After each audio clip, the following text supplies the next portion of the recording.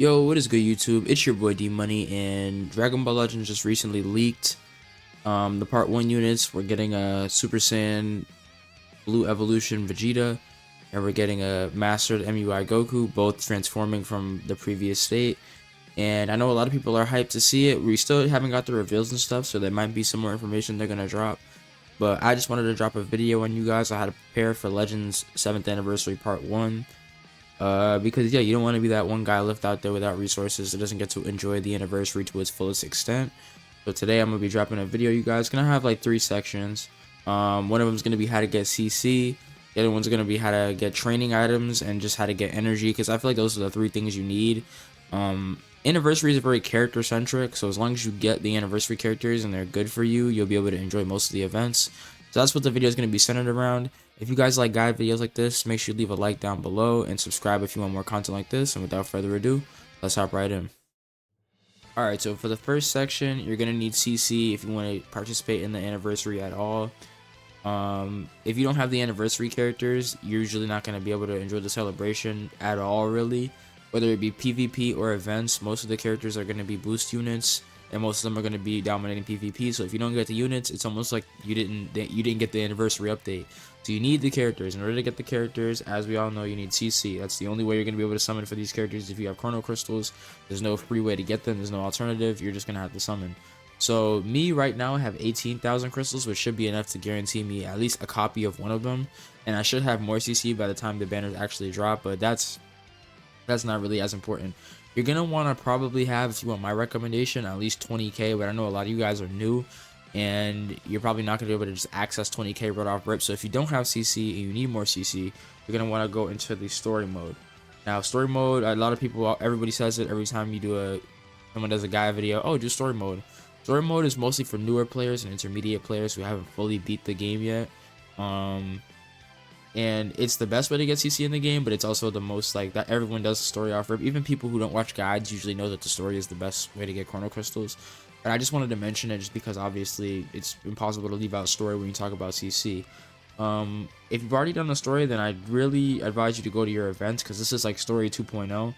And I'm not sure if there's going to be any raids. I assume they're going to drop some raids when the anniversary comes out, just because they always do that when there's new units. But like I said before, you're probably going to need at least some anniversary characters to get good drops on the raid. So if you don't have any of that, or you're trying to get ready pre-anniversary, I would say go to the original series events and try to clear out as many of these as possible. Now, these ones down here especially give out a ton of CC. I don't know if I still have the missions, because I completed these years ago. But if you come down to events and you go down, they should be in your events tab. When you scroll down, you should see them down here. And I mean, you can get like 1,000 crystals for each for completing all these sets of events down here, and that's a lot of CC. That's like it's not a full rotation, but it's a full multi, and every single multi counts. So just come out here, make sure you gold star everything. I forgot to say that about story. Gold star every single mission you possibly can, because you need to squeeze out as much CC from all these events as you possibly can. Yeah, that's the events tab. And then the last thing I would say is to check your missions. Missions and events kind of go hand in hand. Obviously, go through your missions. Usually Legends like to advertise how much CC you'd get from every mission. That's like it's the premium currency, so they're going to show it off when they tell you what you can get. So check your missions tab and make sure that all the CC you could possibly be getting, that you're doing your best, you're putting your best foot forward to get that CC, because without that CC you're not going to be able to summon. And if you've already done story, then you pretty much already squeezed out the main source, and now you got to kind of go to other things like that. Now, the next thing I was going to say is go to your exchange shops. Now, exchange shops are kind of weird because sometimes they don't have CC, and it's not going to be the most. But sometimes, depending on the PvP season, you can come to your recommended tab.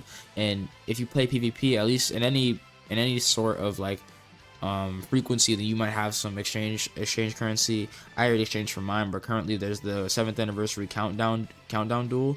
And that one would have like 300 CC here, so it's not a lot. But what you'll see with this game is when you get CC, it sort of adds up a lot. If you do all the little things, it adds up to 1,000 here, 1,000 there, 1,000 here, and as you save, you'll end up with a lot more crystals than you think.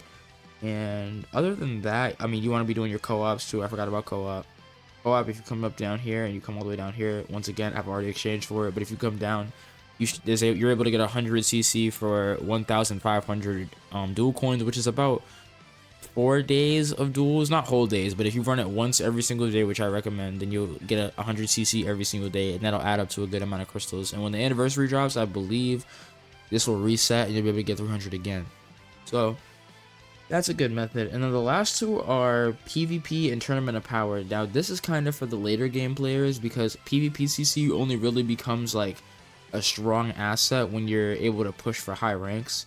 So currently me, I'm in the top 4,000. I'm currently ranked 3,426, and I'm currently ranked 1 in my group. So at the pace I'm at right now, I'm going to get 1,400 crystals the night the banners drop. If I'm not sure. Wait, well, I'm not sure if the PvP season is going to reset when the banners drop, or if it's going to reset at 5 a.m. Sometimes it changes like that, but I'm going to get that CC at some point at the beginning of the anniversary. And for Tournament of Power, today's actually Tuesday, so at 2 a.m. on Wednesday, which is in 13 hours, I'll be able to get 1,000 CC, and I've already got the 300 CC from just clearing it out. So these two, like I said, are for more later game players. I feel like most people watching this are going to be like intermediate and beginner players, but if you are a late game player, make sure you are clearing out your Tournament of Power. That's going to be 2,000 CC, which doesn't sound like a lot. It's not going to sound like a lot, but combined with all the other methods in this video, it's going to add up to a lot of CC, and you're going to thank me at the end. Alright, so for step 2, we're going to want to actually be able to upgrade the characters we pull once we pull them. Every character in the game needs to be upgraded. They need to be level 5,000, ideally with the best equips, and ideally arts boosted. Now, the most mandatory part of that is the level 5,000 part. The equips and arts boosting is mostly secondary, but you definitely need to be able to get your character to level 5,000 once you pull them. What you're going to want to do is you're going to click the menu, and you're going to want to go to upgrade and then go to training. This is the most bare bones. This has been out since the game came out, but I'm still going to cover it anyway. Basically, all these are give you options to the training items that you currently have, and you can use these training items to upgrade your characters. Some of these are take longer than others, like the more primitive ones, like the pizzas and the energy tanks or whatever, or the gravity 500X or whatever these are, take a longer time. But nowadays in the game, usually the only ones you really want to use are the gold bells. Gold bells only take 3 minutes, and if you have rocket boosters, it takes even shorter. It could take like up to a few seconds, and these ones are better if you have just 1 or 2 characters that you want to level up, if you didn't get a ton of new characters. Me, as a later game player, I typically use these over the other method I'm about to cover. So yeah, these are the first method. All you would do is just begin training, select the character you want to level up, and after that it will take like 3 minutes or so if you don't rocket boost it, if you don't skip it, and then the character will be boosted up to whatever level. Usually it only takes 2 gold bells to get a character level 5,000 during a celebration, and 3 when it's not. So just play it by ear. You'll see it whenever you hit a character. It'll tell you. It won't let me do it because all my characters are max level, but it'll tell you what level to go to, and then you just go from there. Now, the method I recommend for newer players that have a lot of characters that want to level up all at the same time, if you go to events and you go to the upgrade tab and you scroll down to bonus battle super exp, this is the method I would recommend for people who have maybe like a new account or have a ton of characters they want to level up. What you want to do is you want to go here, find the 6 characters or so, or just the characters that you want to level up at that certain point in time, and then add them all to the team or whatever. So I don't know, I'll just click a bunch of random people. Like, let's say you wanted to level up these characters. This team is awful. All you want to do is run through this stage right here, start with skip tickets, and skip it about 30 times. Usually during the celebration there's an EXP multiplier to about 2 or 3, maybe even 4%, I'm not really sure, but it will allow you to get more EXP per run. And if you skip through it 3 times, which, I mean, not 30 times, which isn't that much, it doesn't take too much energy. All 6 of those characters on your team, if they're all level 1, they should be level 5,000 by the time you're done skipping. And this method is way quicker, but it does consume energy, so if you're low on energy, it might be harder to do this method. But yeah, these are the 2 methods I recommend just to upgrade characters and get them to level 5,000.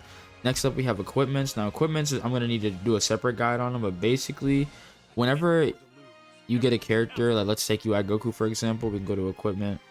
Actually, not equipment, we can go to party formation.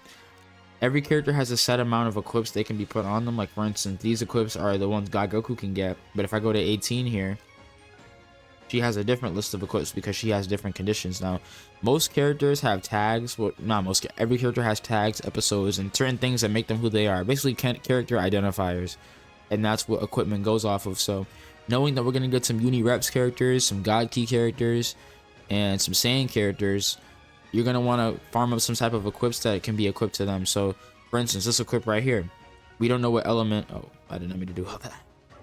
We don't know what element they are, but this can go on any yellow universe rep character. So if Ultra Instinct Goku or SSBE Vegeta ends up being a yellow uni rep character, then I can throw this equip on them. So basically what I advise you guys to do is just go through the equipment archives. If you want to actually be able to check and see which equipments can be equipped to which characters, you can go to archive and you can actually filter it by tags. This is the more primitive. Usually once you get to a point in the game where you're more familiar, you'll be able to just know which equips are good just by filtering it or just by looking at them. But if you come here, these are some just like baseline universe sharp equips that you can put on your characters.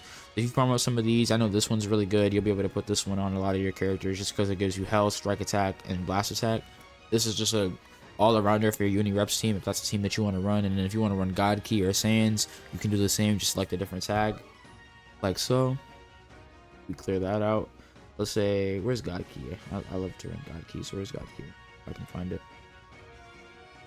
Oh, here we go. So if you wanted to run god key, there's a lot more equips for god key, and you could run these equips on either two characters. So just go through these, figure out some equips that you want to get leveled up. Try to aim for equips with higher values and platinum equips, which are these ones with like the red outlines. These ones are typically better in awakened equips, but I'm gonna drop a separate guide video on specifically equipment, which I don't know if I'm probably gonna drop this video first, so it might not be linked, but I'll add a card. If the video is already up, I'll add a card that'll link you to that equipment video to show you guys exactly the best way to get good equipment. But the last part of this training session is the arts boost materials. Now, arts boosting is probably like the last step. Usually, you don't need to have your characters arts boosted usually, but it's usually like that finishing touch. Usually most premium characters I get, ultras and LS, and maybe even a 1% if they're really that good, I like to arts boost because it gives them that little extra oomph of damage. It's not completely necessary. You can play PvP and hit top ranks without arts boosted characters and you barely notice the difference. But if you want to completely peak out your units, then I would suggest arts boosting them. So this is actually when I can show a lot better because I don't have every character arts boost. Let's take this Goku for example. It's gonna be a bit of a waste of materials, but you want to come to arts boost, select the character you want to arts boost, and then it's gonna give you this menu right here. And basically all you're gonna want to do is you're gonna want to click one of the materials that you have available. They all work in different degrees. This is a paid one. This one was available during the Legends Festival. I just had them saved, but this one might be available during the anniversary. I'm not sure, but you'll definitely be able to get these. These are available all the time. And yeah, you're just gonna want to have the arts boost. It is gonna take arts boosting materials, which are these arts cores, which you buy with art seeds. And it's a bit, I'm kind of glossing over it. There's more in-depth reviews. I'm probably gonna drop a more in-depth review on this, but yeah, this is the last step, but it's not completely mandatory. But arts boosting will add 13,000 to their stats. So for example, let me find this Goku again. This Goku's current stats right now are 230 in strike attack and 231 in blast attack. And if I do display maximum stats, which is what his stats would be once arts boosted, then you could see that they're 243 and 244. So if you just want to add that extra oomph in stats, you can arts boost your characters, but like I said, it's not completely mandatory. But if you want the best possible units you can possibly have, then you're going to want to arts boost. Alright, and for the last section of the video, we're going to have energy. Now, once you get the characters, once you have them leveled up, it's not really going to matter if you don't have any energy to use the characters in the events that you want to use them in. Now, there's a lot of events like PvP. Well, PvP is not an event, but events like raids that don't take energy. But for most of the game, you're going to want to have energy, a lot of energy saved up, because you're going to have to be skipping through a lot of events. I know earlier in the guide I talked about the EXP method. You're going to need Zenny for the equipment I talked about. You're going to need energy for that. And usually the best way to get energy is just through exchange shops. Now, it's pretty available in like almost every exchange shop you're gonna go into usually offers energy. This one right here, well, I already exchanged for it, but it has energy in it. This is a better example because I didn't actually buy it. This one has energy you can buy from the PvP shop.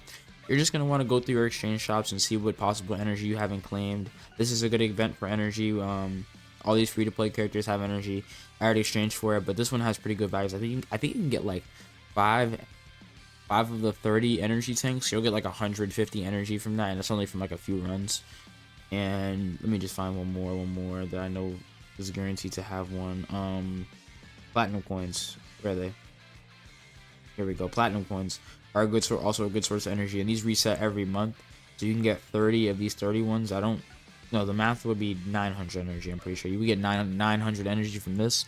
So just go through your exchange shots, make sure you're stocked up on energy, because you're gonna want to be using skip tickets and running through these events, and you're gonna need energy the most for that. You're gonna need skip tickets, but those are a lot more available and easier to come by than energy. So I'd say prioritize energy. And then if you don't have any energy and you can't exchange for it, there is one last resort, which is if you go up to your energy status bar up here and you click the plus, you can exchange it for CC, but I would recommend not doing this at all if you have any other option. Now, it's not super expensive. You get 500 energy for only 100 crystals, which isn't actually bad. I just would always recommend that you're putting your crystals towards things like summoning over equipment or energy or things like that, because there's other ways to get them. But at the end of the day, it's your choice. I'm just letting you guys know what options you have. I personally wouldn't do it, but if you want to do it, feel free. Alright, so that is going to be the end of the guide video. I hope I helped you guys out prepare for the anniversary. And if you guys have any other guide videos, anything you guys are wondering how to do that I should drop a guide video on, just let me know. Like I said, if you enjoyed the video, please like and subscribe. We're a small channel, so every single like, every single sub really helps. I stream every once in a while, so make sure to have that noti bell on, and you'll get notified whenever I go live. I do viewer battles, I do PvP grinds, anything basically you guys want. So yeah, if you're willing to join the community, hit that like button, subscribe, hit that noti bell, and let me know, as I said, if you guys have any guides you want to see. And without further ado, E-Money out.